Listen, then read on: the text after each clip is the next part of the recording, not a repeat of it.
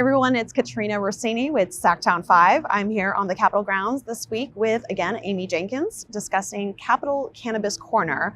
And we wanted to take a few minutes actually to talk about Amy herself. She's got this new lobbying group that she's launched in a very unique space, cannabis.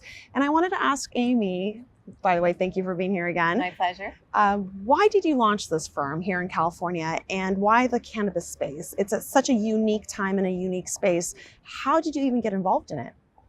Well, that's a long story, so we don't have that much time.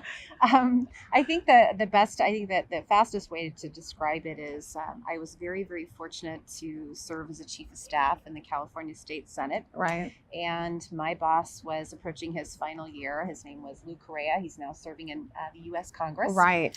And he actually gave me a lot of latitude to work on really interesting issues. And I was approached by local governments and law enforcement in 2013. They said, hey, what would your boss think about introducing a framework for medicinal cannabis regulation in California? Oh, wow. And I decided, in lieu of asking, I would beg for forgiveness later. So I said yes. And we introduced a bill, SB 1262, which I would argue was essentially the framework for the medicinal and adult use licensure and regulatory model that we have today. So that was really my start. To your question about why I launched my own firm. Right. You know, it was time. I've been in this business and in politics for 24 years. And I just decided, you know, I was fortunate to enter a very unique space and build a reputation.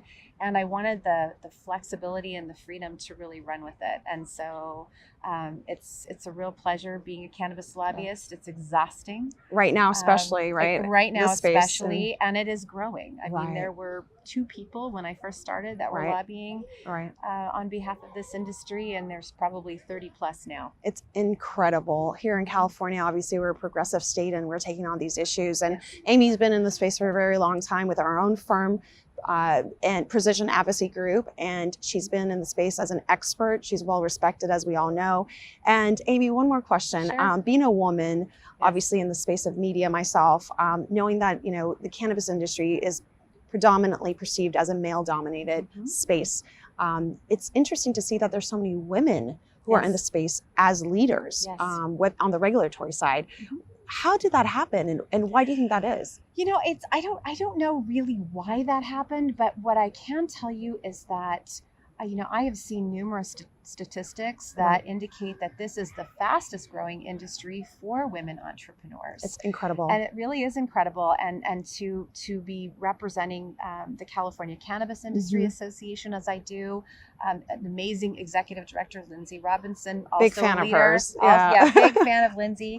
Also a leader in this space. Our president is Christy Knoblich-Palmer. She is the operator of Kiva Confections. So a lot of opportunities for women and really, really exciting time. Yeah, so stay tuned. We'll be continuously following and sharing a lot of this content with you in 2019, especially with the legislation with Amy Jenkins. Thanks for tuning in and following us. We'll cover more shortly.